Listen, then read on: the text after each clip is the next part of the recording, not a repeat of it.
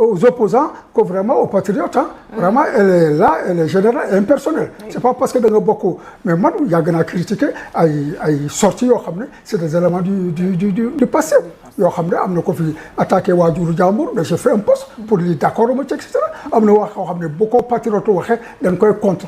Parce que nous voulons des citoyens civilisés nous voulons des Sénégalais yoo xam ne dañuy joxe ñi ñu orma ak comme munti nekk nga nekk baadoola bi wala nga nekk borom daraja bi nga nekk sëriñ si wala nga nekk un citoyen anonyme dañ la war a respecter dans ta vie privée en tant qu'individu en tant qu'être humain.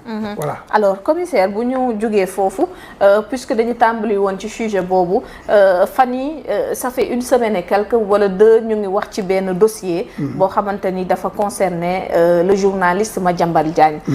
Rapport CENTIF tudd ko ñu ne nag lu toll ci 21 milliards la ñu bëgg a saytu moom ak entreprise boo xamante ni tudd nañ ko ci rapport bi même mais Madiambal Diagne gis nañ ni à la grande surprise nag dafa génn réew mi ginnaaw ba ñu ko tere woon ne bu mu génn réew mi déjà am na ci ñuy laajte lan moo waral mu dem ba aéroport door a jot notification bi waaye itam mu door a jot li nga xamante ni moom moo di convocation bi kay teree génn réew mi te bu ñu sukkandikoo ci communiqué bi ministère de l'intérieur joxe woon nañ ay instructions ngir itam ñu saytu bu baax moom fan lay dugg ak fan lay génn. Bon xam nga c'est dossier boo xam ne dama ne ci sortie bu mu def démb dans Yoor-Yoor. Oui. C'est un dossier rocambolesque parce que vraiment il y a beaucoup de choses yoo xam ne quelquefois tu t'y perds quoi si tu veux avoir des explications. Bon Madiambal journaliste c'est quelqu'un qui est entré dans le journalisme par effraction. N'est-ce pas bon ñëpp xam nañu ko xëy na bon les gens se laissent passer et cetera. Bon ensuite bon moom si jëmmu boppam xëy na ñu bëri ils viennent de découvrir sa nature waaye ñun ñi nga xam ne yàgg nañu police. xam nañu lu bare. lii muy def nii yëpp bettuñu. Ah bon? Non bettuñu parce que koo xam ne on a cerné sa personnalité depuis plus d'une dizaine d'années xam nañu benn façon nit la bon léegi yaa ngi wax par surprise mais nous ça ne nous surprend pas. Qu'il ait fait ça. Pourquoi? Non ça ne nous surprend pas xam nga am na yoo xam ne si. En tant que police. moi en tant que policier en tant que commissaire de police. Oui. En tant que xam lu bëri loo xam ne si jëmu nit ki la. ak nu muy démarcher ak nu muy doxalee ak yoo xam ne vraiment je ne suis pas là pour étaler vraiment ñi nga xam ne moom la doon doxalee et cetera mais ça ne me surprend pas li nga wax ni et cetera moo tax ma ne xam nga am na sanction boo xam ne. Je ne sais pas si on peut l'appeler sanction, mais je crois que peut-être on doit pouvoir effectivement dire que peut-être c'est une sanction du ministre de l'Intérieur. Bon, li nga xam ne sax def na ko je crois que c'est dans l'ordre normal des choses parce que dafa ne dañuy ubbi enquête. Oui. Dès l'instant que dañuy ubbi enquête xam nga souvent da ngay dégg ñu ne am na benn scandale dans une direction générale wala il y a un scandale dans un ministre ñu ne le ministre n'a qu'à démissionner pour mettre à l'aise le président de la République. Il n'a qu'à démissionner pour faciliter le déroulement de l'enquête. Oui. Donc c'est ce qu'on appelle une mesure conservatoire. moo tax ñu jëlee leen seen poste am feneen fu leen yóbbu. Ça c'est une mesure conservatoire. mais am na loo xam ne wax naa ko. ma ne ko bu enquête bi demee ba nga xam ne effectivement ñoom amuñu benn culpabilité dañ leen réhabilité. waaw parce que actuellement c'est une action boo xam ne ñu ci bëri dans la tête de beaucoup de Sénégalais section la. Donc c'est des gens qui ont fauté. Peut-être maintenant, parce qu'il y a beaucoup d'hypothèses. Bon, évidemment, il y a le communiqué du ministre, mais dafa am question boo xam ne aussi dama koy poser.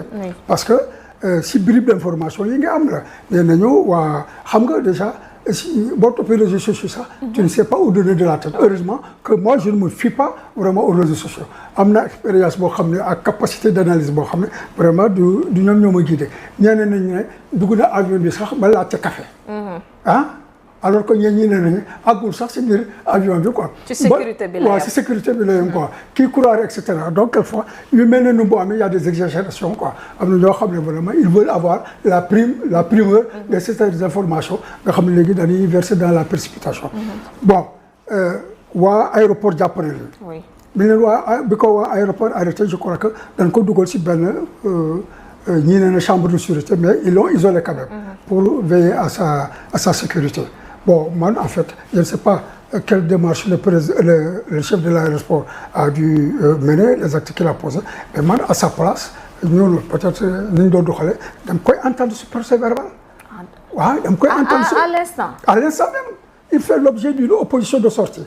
interpellé naa ko dama koy entendre sur procès verbal ci conditions yi nga xam ne fekk ni si avion bi lañ ko jëlee nu mu fexe ba dem foofu n'est-ce pas après ma def sama rapport envoyé à mon supérieur j'ai deux voies hiérarchiques si au niveau de la justice ensuite si à mon supérieur hiérarchique administratif bon mais moom les responsables ci nekk aéroport ben nee nañu daf ko bàyyi mais kan moo ko jox instruction mu bàyyi ko parce que da ko bàyyi. pour mu dellu këram waaw pour mu dellu këram. ñu jox ko convocation ne ko suba kan moo ko jox kan moo ko ne bàyyi ko mu dem këram suba ñu jox ko convocation fekk loolu moo am na en quoi est-ce qu'il est responsable lui le chef de l'aéroport. oui en quoi est-ce qu'il est responsable. pour jox ko. non pour bàyyi ko parce que dañ ko ne bàyyi ko kan moo ko wax kan ko moo bàyyi la parce que ki ma yaakaar ne xëy na moo wax ñu bàyyi ko peut-être xëy na c'est le service de la DIC.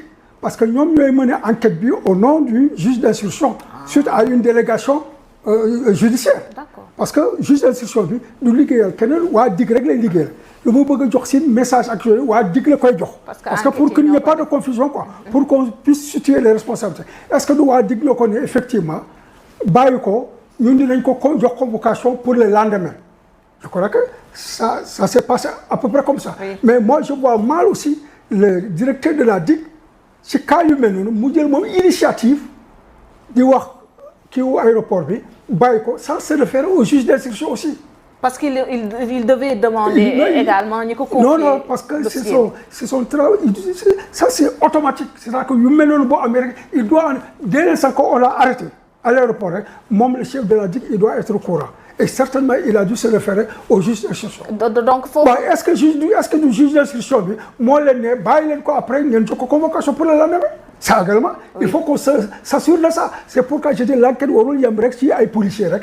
nañ dem ba seet juge d'instruction bi aussi. les vrais responsables. les vrais responsables parce que fekk ni juge d'instruction bi moo jox waa DIC ne leen bon effectivement bon vous m'avez informé qu'il a été arrêté on l'a interdit la sortie du territoire maintenant dites à vos collègues de l'aéroport de le relâcher et vous lui remettez une convocation pour le lendemain ou bien vous attendez le lendemain pour lui remettre la convocation peut-être mun na am ci guddi gi sax jotul convocation bi oui. N'est-ce pas donc c'est une hypothèse boo xam ne il faut pas l'exclure ensuite maintenant fi nga xam ne xëy na foofu laay lee bu dee hypothèse boobu am na mooy ministre bi ne on a demandé une vigilance accrue et cetera nangam mais effectivement kii wu aéroport bi mu ko jàppee mais effectivement ñoom policier en tant que professionnel war na leen jël parce que koo xam ne da nga ko jàpp mu nga xam ne mu ngi doon waaj a daw te bu rëccoon day daw kooku vraiment il faut une vigilance accrue comme ni ko ministre bi waxee donc même boo leen ko bàyyi topp leen ko il faut vraiment le suivre nu mu tudd ci lui coller au basque. C'est quelqu'un qu'il faut suivre, marquage à la culotte. Comme on dit, les services de renseignement. Le filet, on met tout le monde sur le coup. Mu jóge aéroport ñu seet bi aéroport fan la dem ñu topp ko ci loolu ban kër la dem fan la fanaan et cetera loolu war nañ ko mën a xam. donc fekk ne loolu amul foofu tu peux peut-être dire que peut-être y a une petite faille professionnelle des policiers. ci kaawu Madiambal est-ce que faille bu ni mel mën nañu jàpp ne mën na am d'autant plus que peut-être doon nañ ko tudd yu ndaw ci probablement mën na am yoon sekk ak moom dara. donc bu ñu yegsee ba foofu ku mel ni kaa Madiambal ministère de l'intérieur ne joxe woon nañu ndigal nañu ko surveiller nu mu gën a tare. mu échappé ci vigilance ñooñu nga xamante ni ñooñu la ñu joxoon ndigal li ba mu jaar ci guddi gi ba dem fi nga xamante ni mooy Gambie jël air Marogam ba dem fa nga xam mooy di France. mais moom la wax ma ne fekk ni loolu moo am. oui fekk au préalable effectivement il y a des instructions claires nettes et précises yuy wax ni compte tenu vraiment de ce cas particulier là vraiment nous vous demandons d'avoir une vigilance accrue une surveillance étroite par rapport à cet individu là donc. même bu muy dem aéroport sax ñi war nañu xam ni jël na ay bagages am pour dem aéroport. loolu sax ñi war nañu ko mën a xam bon comme je dis je veux pas trop casser du sucre sur la tête de mes collègues mais dama ne effectivement fekk loolu am na. vraiment aussi je crois que y a une petite négligence effectivement de leur part n'est-ce pas moom mu jógee foofu comme ni ma koy guddi gi il fait nuit. bon man maa ngi wax sa affaire filature est-ce que les gens même étaient dans les conditions matérielles de pouvoir faire une filature. filature boobu ah pour topp ko à 4 heures du matin. oui est-ce que amoon nañu oto pour def ko est-ce qu'ils avaient suffisamment d'éléments prépositionnés pour xam loolu yëpp et cetera gis nga y a beaucoup de choses yoo xam ne mu ngi ci biir ah am na yoo xam ne mënu ma koy étaler comme ça sur la voie publique quoi parce que je veux pas jeter les gens en pâture comme ça bon mais nañu def enquête bi sérieusement nañ ko def objectivement ñu seet kenn ku ne fan mooy sa degré de responsabilité. waaw et en fonction de ça maintenant on prend les mesures qui s'imposent. mais ñiy wax responsabilité ministère de l'intérieur ndax foofu mën nañ joxoñ baaraam ne dafa am responsabilité ba ñenn ci ñoom jàpp ni bu dee démission rek dafa waroon am moom waroon na bokk ci ñuy démissionner. waaw mais ça c'est un peu léger quand même quoi vraiment pour ka Madiambal Diagne tax maître Bamba Cissé démissionné vraiment moi ce serait le monde à l'envers quoi vraiment. waaw quelqu'un d'autre peut-être mais vraiment pas ce monsieur-là quand même. voilà non c'est aller un peu trop loin quand même. c'est un peu aller trop loin parce que sinon puis dañ koy jox dañ ko jox deew boo xam ne sax amu ko quoi. ah ouais vraiment c'est bon. mandat d'arrêt international. bon mandat d'arrêt international. lañ teg contre moom. mais mu ne moom balaa ñu koy exécuter dina ñëw parce que il est en train de préparer sa défense. parce que xamul luy mandat d'arrêt international c'est-à-dire qu'on lui donne même pas l'occasion de se fu mu teg tànk ñu jàpp ko c'est que moom fi mu toll fu mu feeñee rek ñu ne ko nuus jàpp donc di wax ni balaa ñu même mandat d'arrêt international joxuñu la diir dañ lañ ne fu la fekk fu la gis rek nañ la arrêté si saa si. bu taxawoon buntu këram tey ñu jàpp ko mandat d'arrêt international foo mun a nekk dans parce que ñan ñoo koy émettre c'est Interpol c'est la brigade centrale nationale bu Interpol fii parce que Interpol moom mooy collaborer c'est une organisation intergouvernementale boo xam ne tuuram dëgg c'est organisation internationale de la police criminelle bon il y a au moins 196 États dañuy collaborer comme disent-ils pour un monde disons plus sûr. Ah, c'est le grand principe de ces organisations-là. Comme ONU, on va organiser, bon, l'ONU c'est là pour qu'il n'y ait plus de guerre, etc. Bon, si on voit ce qui se passe à Gaza, vraiment, on se pose des questions sur l'utilité de cette ONU-là, n'est-ce pas? Donc, c'est dans ce cadre-là. Les ñoom Interpol, dëkk bu nekk 196 dañuy am lu ñuy wax bureau central national, BCN. ñoom ñoo lay représenté fii c'est logé au niveau de la direction de la police judiciaire. ñoom ñooy émettre mandat international bi quoi.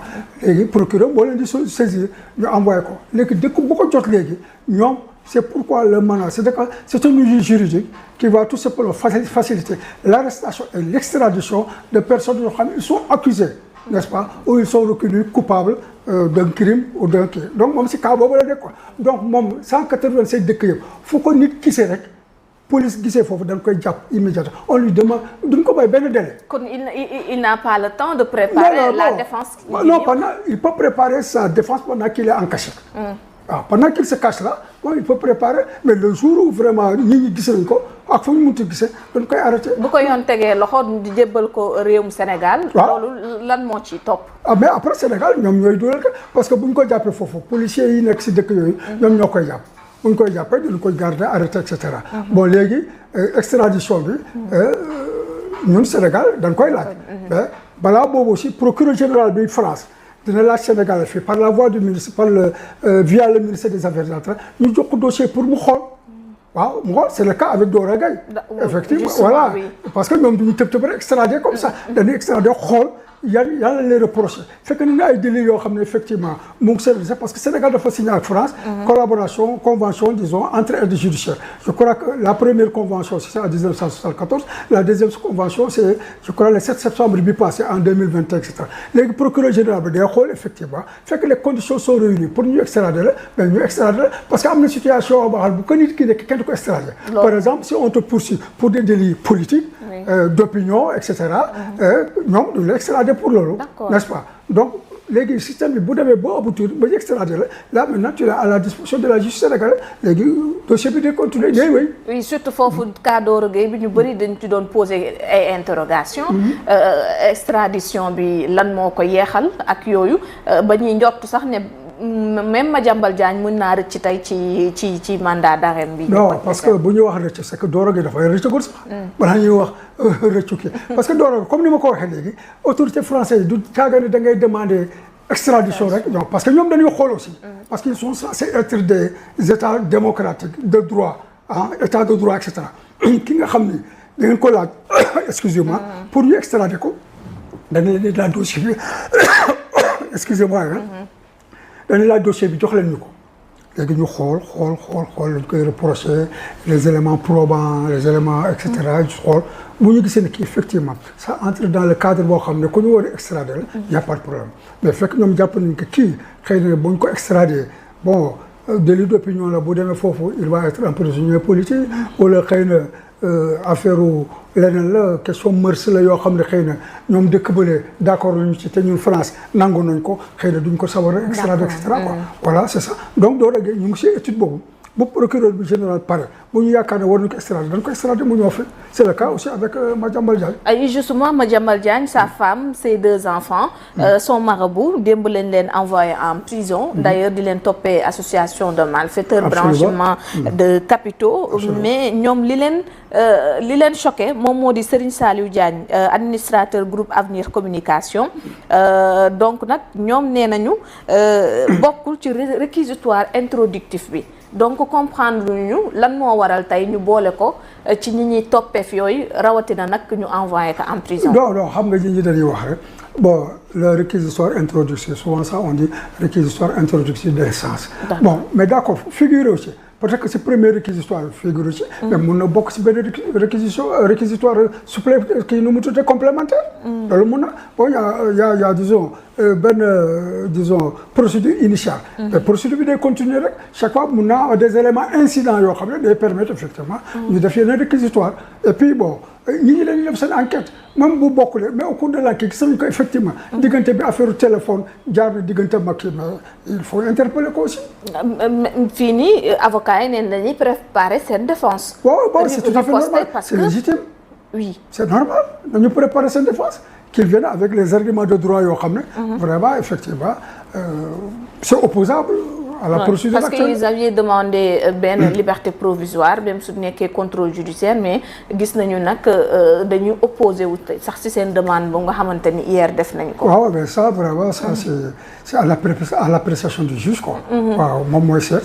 c'est parce que les conditions ne sont pas réunies pour accorder la liberté provisoire. kenn mënul ko ci dara quoi. waaw xam nga souvent les juges ak procureurs souvent moo tax kenn mënu leen contrairement à ce que les gens kenn mënu leen topp ci li nga xam ne ñu ngi koy def seen cadre liggéey.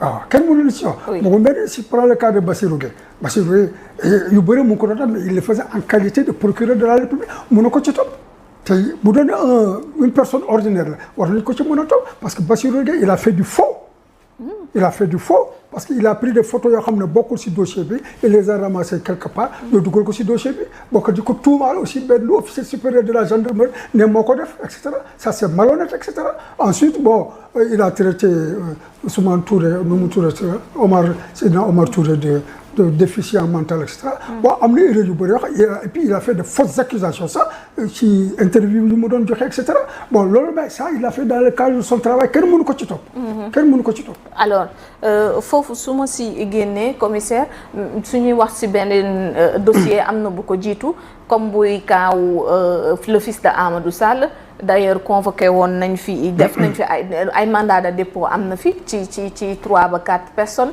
le fils de Amadou Ba Silla également mi ngi ci kaso bi entre autres tey ki ñu ci bàyyi may ko liberté provisoire moom moo di le chanteur Wally Seck tey it jàngat ban nga am ci procédure boobu nga xamante ni moom moo di l'affaire des 5,5 milliards. bon li ma si def parce que tiiwuma dossier bi pour xam exactement lan moo nekk si biir moo tax il faut que les gens di moytu à def affaire spéculation n'est-ce pas bon évidemment xam nga nit ñi quelquefois dañuy foog ne bu ñu tourné de ay nit rek ci benn mbir soit ñu jàppale ñoom ñoom dugal si kaso wala ñoom ñu bàyyi alors que cas bu nekk cas d'espèce la waaw Amadou Sall cas d'espèce la c'est le cerveau de tout ça bon am na ay acolytes am na ñoo xam ne effectivement cité na leen si parce que xëy na bañ ci dugg sax yëguñu woon et cetera yëf yi nu mu dem et cetera bon le cas de Wally Seck degré d'implication bu fekk ni par exemple demeewul noonu ba ñu war a ko mën a jox liberté provisoire mais vraiment moi je ne trouve aucun inconvénient ça am na ñoo xam ne bu ñu yaakaar ne ñoom dañ leen war a jàpp parce que ñoom seen degré d'implication dem na xóot na sori na mais aussi ñu teel et cetera Amadou Sall on doit lui délivrer un mandat international jàpp ko en attendant que ñu koy defal papam moom tuddoon nañ ko fi mandat d'arrêt boobu. non absolument waaw mandat d'arrêt moom xam nga du loo yoo xam ne dafa yomb ab kii. comme ni nga ko expliqué waaw ni ma ko expliqué nii parce que souvent ñi ñu ko defal ñëpp dañuy nëbbatu waaw parce que ku si feeñ rek nan la daal di jàpp andi la. waaw mais souvent dañuy nëbbatu et puis y a un autre problème qui se pose avec certains c'est que ils ont une triple nationalité. Ah oui. Donc parce que Amadou Sall gën a am na nation sénégalaise nationalité française ak nationalité américaine mais bu boobaa booy laaj France tu vas demander d'extrader les ressortissants alors que ñoom si convention bi nga xam ne signé nañ ko en 2021 et cetera ils s'interdisent au niveau de l'article 60 ils s'interdisent effectivement ku nekk nga war a extrader sa morom. voilà nu mu tuddati waaw sa national. waaw koo xam ne il a la nationalité bi nga am yow sa dëkk bi doo ko extrader Sénégal du extrader un Sénégalais français France du extrader un Français donc s'il a la double nationalité française et sénégalaise donc il peut se prévaloir de la nationalité française. Si c'est américain maintenant il va se prévaloir de la nationalité mais loolu taxu ko rëcc parce que dëkk yooyu ñoom aussi mais ñoom puisque français la. France mën nañ ko topp. fekk ni par exemple américain yi mën nañ ko topp surtout Amérique nga xam ne du caaxaan ci affaire